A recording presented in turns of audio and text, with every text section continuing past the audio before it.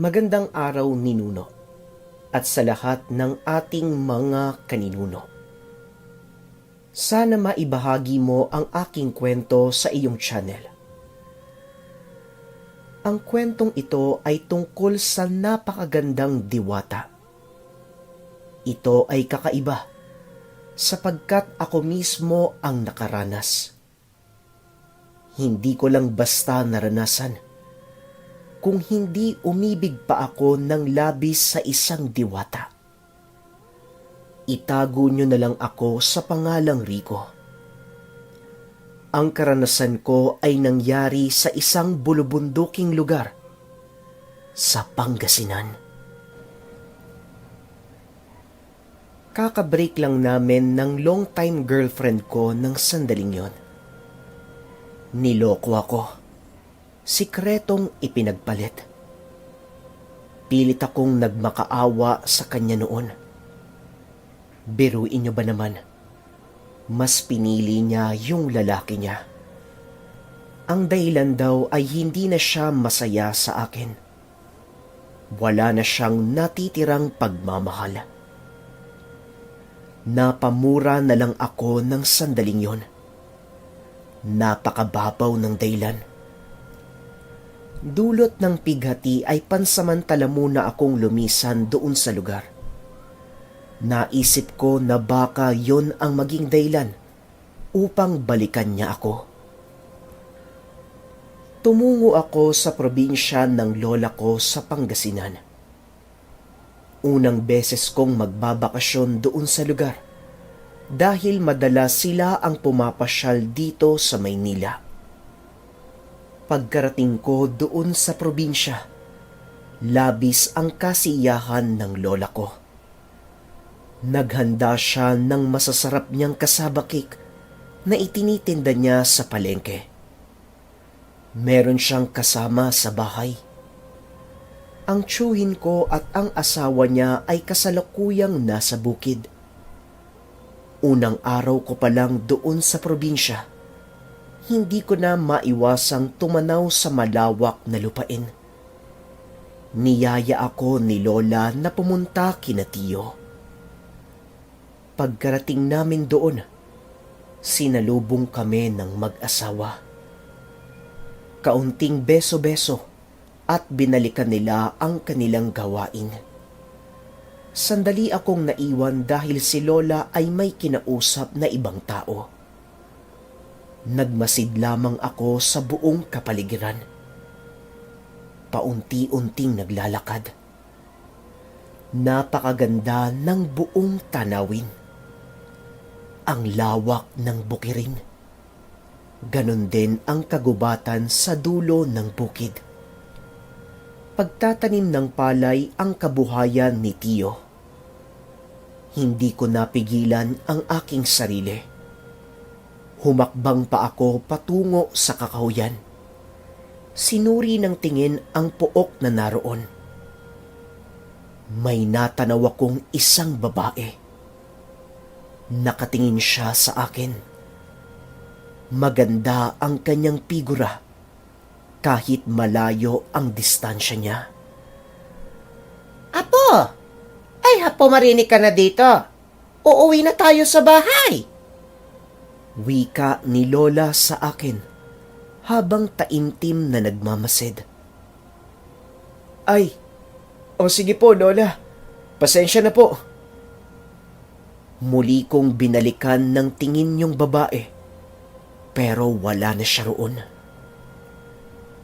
Umuwi na kami ni Lola. Kinabukasan, ipinasyal ako ni Lola sa may palengke. Sinamahan ko na rin siya upang matulungan sa mga bubuhating gamit. Magluluto raw siya ng masasarap na pagkain para sa akin. Habang nasa palengke, tumama na naman ang mata ko sa babaeng maganda.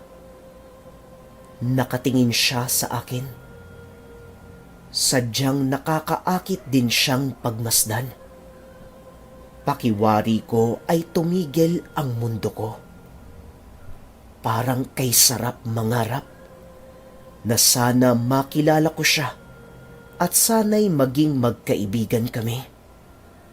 Natigil na lang ang pagkatulala ko doon sa babae nang biglang kinabig ni Lola ang aking braso. Apo, ano na naman ginagawa mo dyan? Nakatulala ka na naman. Halika na, uuwi na tayo. Muli kong ibinalik ang tingin doon sa babae, pero wala na siya roon. Hinanap ko pa siya ng tingin, pero hindi ko na siya nakita. Pagkarating namin sa bahay ni Lola, tinulungan ko siyang mag-ayos ng lahat ng pinamili. Matapos naming kumain ay tumambay muna ako sa may balkonahe. Habang tinatanaw ko ang magandang bukirin, muli kong naalala yung babae. Sino kaya yun? Grabe, sobrang ganda ng babaeng yun. San kaya siya nakatira? Ano kayang pangalan niya? Hindi ko napansin na nakangiti na pala ako habang nakatingin sa langit. Marahil gusto din ako nung babae.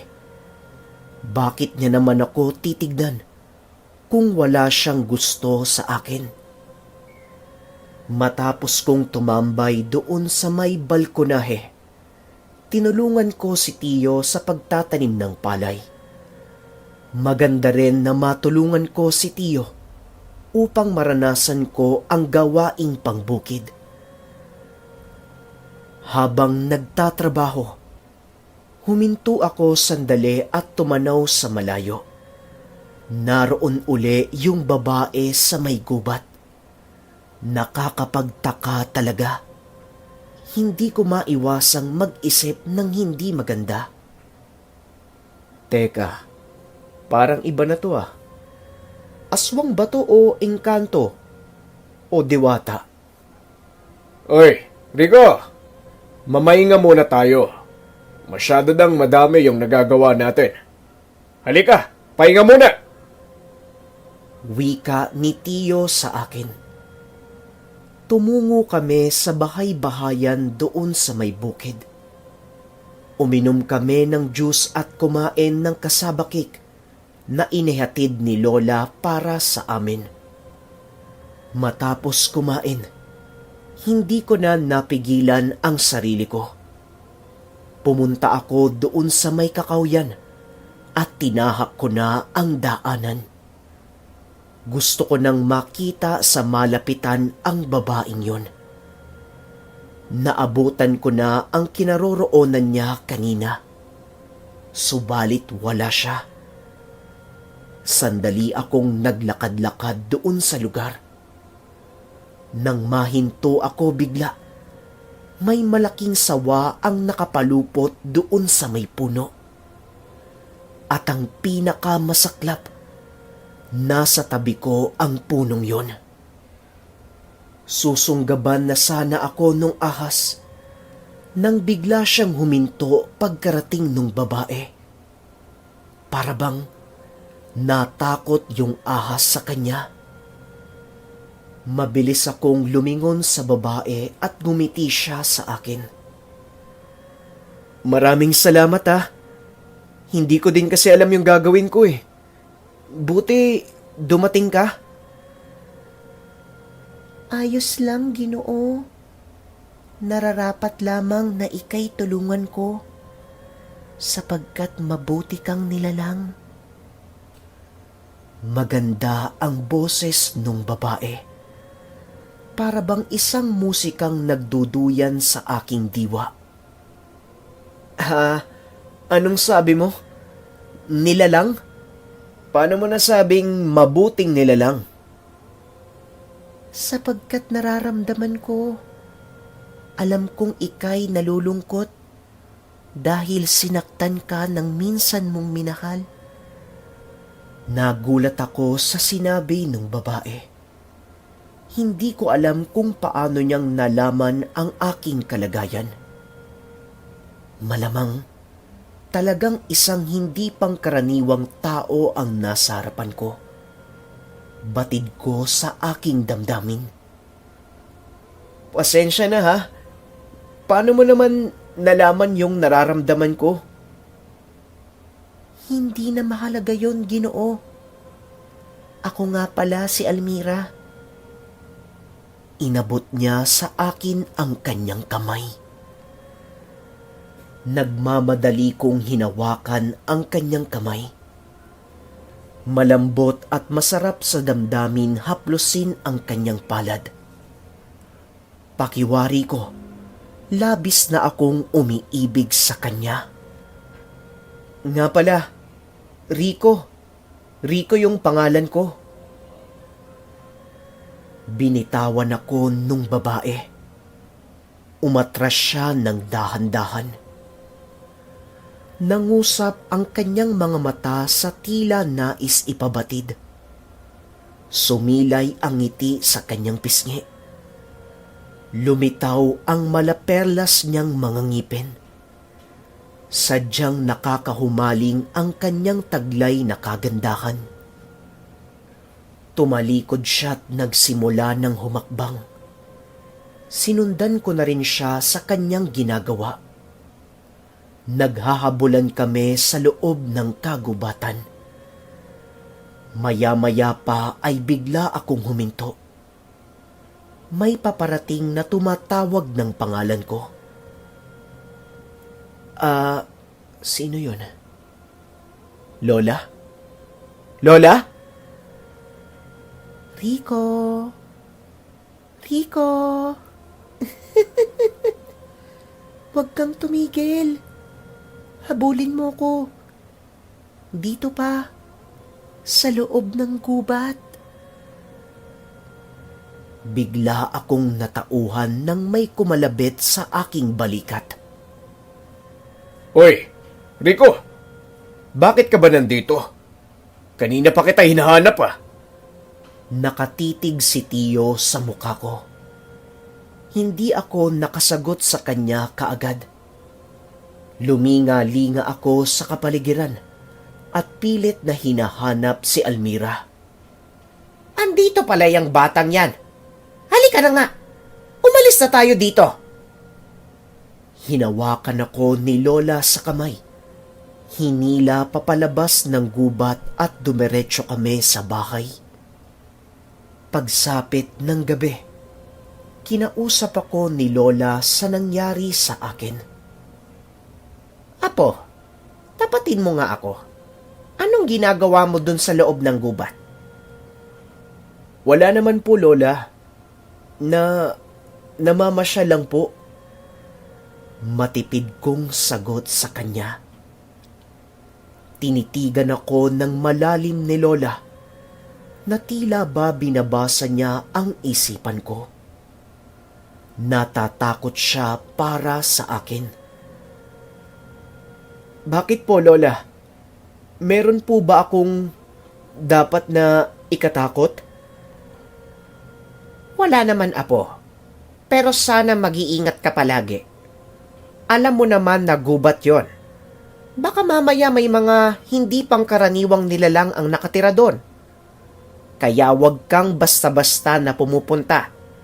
Hindi mo kabisado yung lugar namin.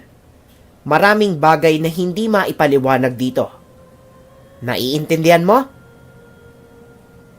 Kinilabutan ako matapos magsalita ni Lola. Para bang alam niya kung ano ang nangyayari sa akin. Kinagabihan, hindi na ako makatulog. Palagi nang nasa isipan ko si Almira. Napakaganda talaga niya. Sobrang nakakahumaling ang taglay niyang kagandahan. Ngunit may parte sa sarili ko na nag-aalangan sa kanya. Teka, kung hindi man siya pangkaraniwan, paano kung masama siyang nilalang? Baka mapahamak ako. Kaso ang ganda eh. Ano kayang gagawin ko? Bahala na nga. Kinabukasan, hindi na ako nakatiis. Dali-dali kong pinuntahan ang gubat. Almira? Almira? Tawag ko habang sinusuyod ang loob ng gubat. Maya-maya pa ay bigla siyang nagsalita. Nandito ko. Nandito ko, Mario. Lumitaw si Almira sa bandang kanan ko. Sobrang ganda ni Almira. Para bang isang nakakaakit na rosas. Bakit ka nandito? Hindi mo ko matiis, no? Ngumiti siya ng nakakaloko. Ganon din ako. Sino ba namang makakatiis sa'yo? Sobrang ganda mo eh. Humakbang si Almira na tila tatakbo't magpapahabol. Kumilos na siya at hinabol ko naman. Tila ba ang katulad namin ay sa mga palabas? Naghahabulan sa gitna ng kagubatan. Almira, may gusto lang sana akong itanong sa'yo eh. Ano ka nga ba? Tanong ko sa kanya habang nakasandal kami sa malaking puno. Sa palagay mo, ano ko? Ikaw ang sumagot, Mario. Tumitig siya sa aking mata. Sobrang pungay ng kanyang mata. Nakakaakit ang bawat tingin niya sa akin. Isa ka bang maligno? Nag-iba ang muka ni Almira. Sumimangot siya. Hindi maligno? Aswang? Patuloy akong nanghula. Nagagalit siya sa bawat binibigkas ng labi ko. Uy, teka. Huwag ka namang tumingin sa akin ng ganyan. Siguro, diwata? Ngumiti si Almira matapos nun. Isinandal niya ang ulo niya sa aking balikat. Huwag mo na siyang alalahanin. Huwag mo na siyang isipin. Makakalimutan mo rin siya. Wika sa akin ni Almira. Habang nakaupo kami sa may gilid ng bundok at pinagmamasdan ang kabuuan ng bayan. Hindi ko din lubos na maintindihan kung bakit pa sumasagi sa isipan ko ang ex-girlfriend ko. Ang mga katulad niyang nilalang, hindi marunong magpahalaga.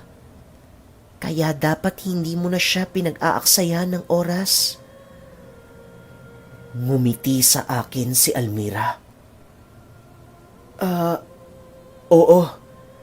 Oo, Almira. Sinasara ko na yung puso't isipan ko sa kanya. Sapagkat may nag-iisang binibini na humuli sa puso ko ngayon. Hindi ko maiwasang titigan ang kabuuan ng muka ni Almira. Ang kanyang mga mata at labi. Hindi ko din naiwasan na idikit ang labi ko sa kanyang labi. Habang nakapikit, nakarinig ako ng malakas na boses. Rico! Rico! Si Lola ang tumatawag sa akin. Pagmulat ko ng mata, wala na roon si Almira. Mabilis kong sinuri ang buong paligid, pero hindi ko na siya nakita. Talagang kay bilis niyang naglaho. Apo! Bakit ka ba nandyan? Anong ginagawa mo dyan sa itaas? Malakas na tinig ni Lola habang nasa ibaba siya ng bundok. Oy! Bumaba ka na dyan! Mamaya mahulog ka pa eh! Wika ni Tio. Dali-dali akong bumaba papunta sa kanila. Ano bang ginagawa mo doon? Diyos ko, kang bata ka. Puno ng pag-aalala ang mababakas sa kanilang muka. Namamasyal lang po. Pasensya na po kayo. Pagkarating namin sa bahay, nakatikim ako ng malutong na sermon mula kay Lola. Pinag-aalala mo kami. Hindi gawain ng mabuting tao yan. Pasensya na po talaga kayo, Lola. Namamasyal lang po talaga ako. Nakayuko ang ulo ko habang humihingi ng paumanhin. Pilit nila akong pinapaamin kung ano nga ba talaga ang ginagawa ko doon sa gubat. Si Almira po, isang maganda at mabait na diwata. Buong puso kong pag-amin sa kanilang dalawa. Anong sinasabi mong diwata? Walang diwata doon. Baka ang nakatagpo mo, yung multo, yung babae, si Lalaine. Parang kinoryente ni Lola ang buong katawan ko matapos niyang magsalita. Po, Lalaine? Ano pong kinamatay niya, Lola? Diyan, dinala sa gubat, ginahasa ng mga adik. Nakakaawa ang sinapit ng babaeng yon. Marami-rami nang nagsasabi dito sa lugar na nakikita nila yung babaeng yon. Magkahalong takot, galit, at panghihinayang ang naramdaman ko. Si Almira, isang multo? Pero bakit Almira ang pagpapakilala niya? Kung Lalaine naman pala yung totoo niyang pangalan. Tanong ko sa aking isipan. Galit ako sa pagsisinungaling niya sa akin. At nanghihinayang ako dahil hindi na maaaring magpatuloy ang pag-iibigan namin. Mas may hinaharap pa ang pag-ibig ng tao sa diwata kumpara sa pag-ibig ng tao sa multo. Pagsapit ng gabi, umiyak sa akin si Lola habang nakikiusap. Huwag na daw akong bumalik doon sa may gubat. Natatakot sila na baka mapahamak ako. Dahil doon, napagdesisyonan ko na lang na umuwi sa lugar namin.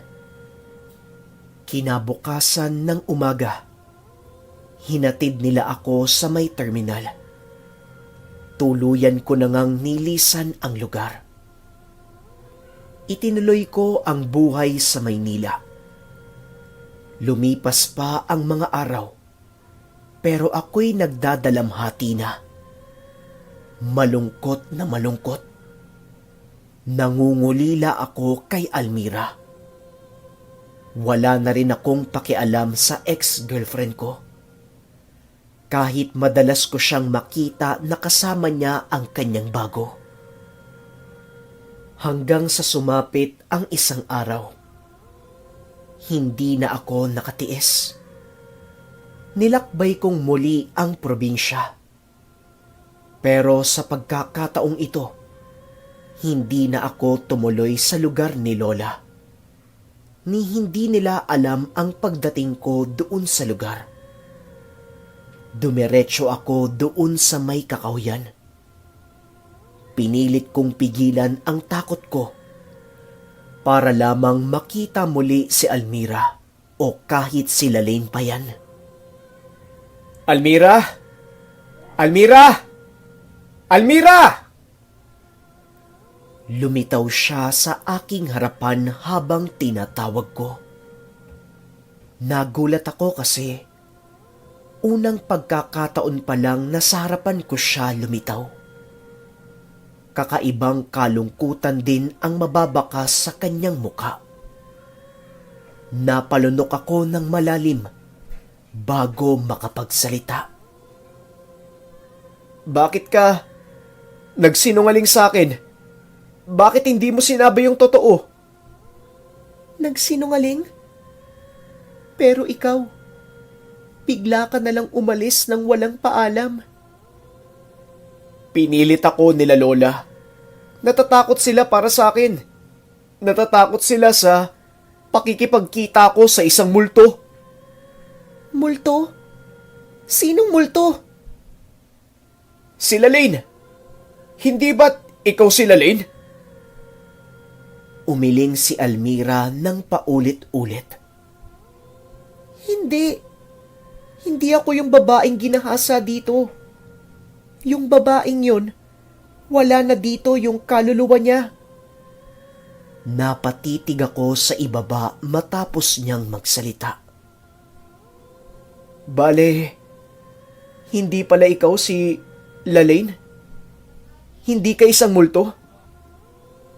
Tumango si Almira sa akin. Ikaw si Almira?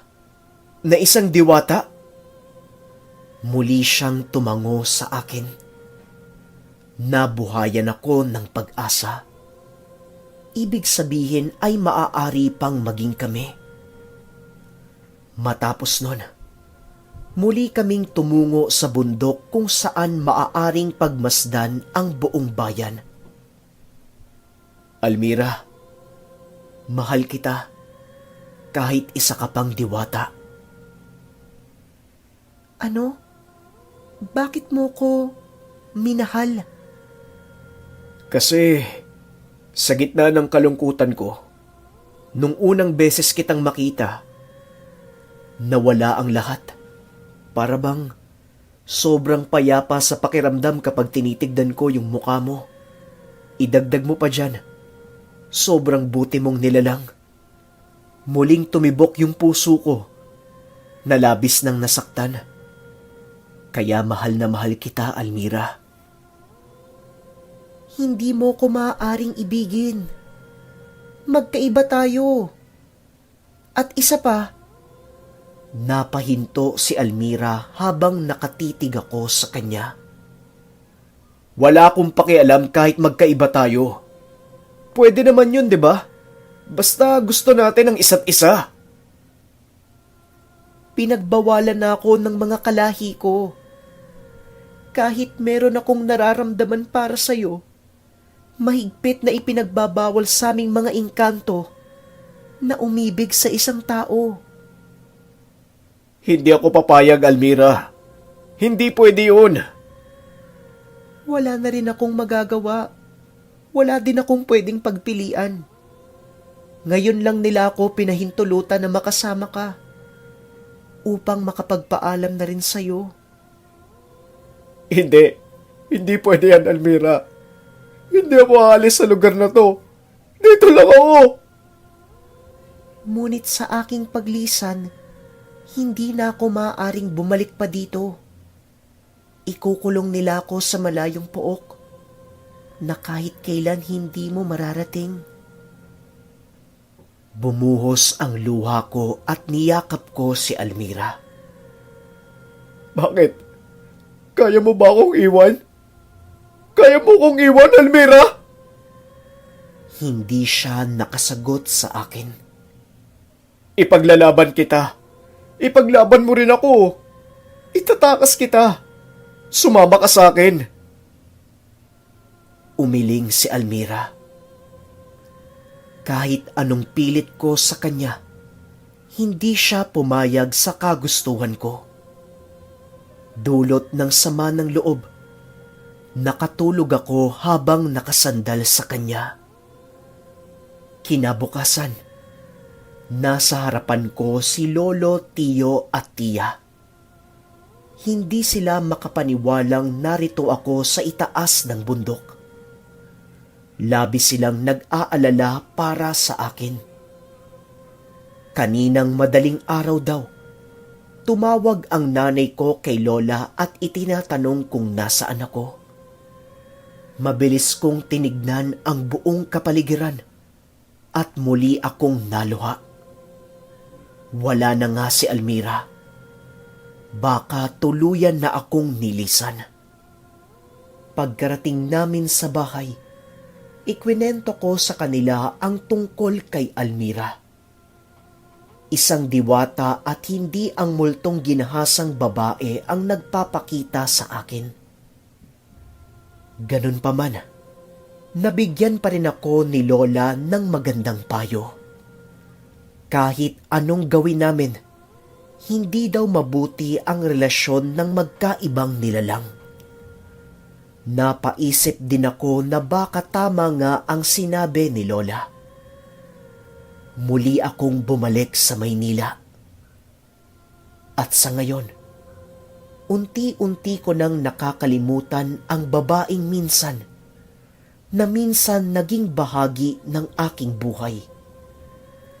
Ang isang babae na kahit kailan hinding-hindi pwedeng mabuo ang aming pagmamahalan. Hindi ko din makakalimutan ang aking pag-ibig sa isang diwata. Angas! Sobrang solid ng kwento natin mga kaninuno.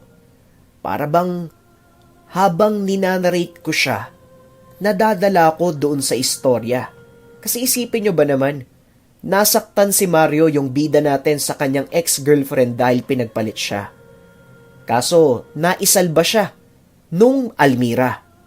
Kaso nga lang, hindi pwedeng tumuloy ang kanilang pagmamahalan. Nakakaawa lang din si Mario kasi hindi siya pinalad na makatuluyan ang isang diwata. Pero ganun pa man Mario, swerte ka pa rin. Kasi nagkaroon ka ng pagkakataon na magkaroon ng koneksyon sa isang nilalang, sa isang diwata. Kasi hindi lahat ng tao nabibigyan ng ganyang klasing pagkakataon. Ang tignan mo na lang, nagkaroon ka ng pagkakataon na makasama si Almira.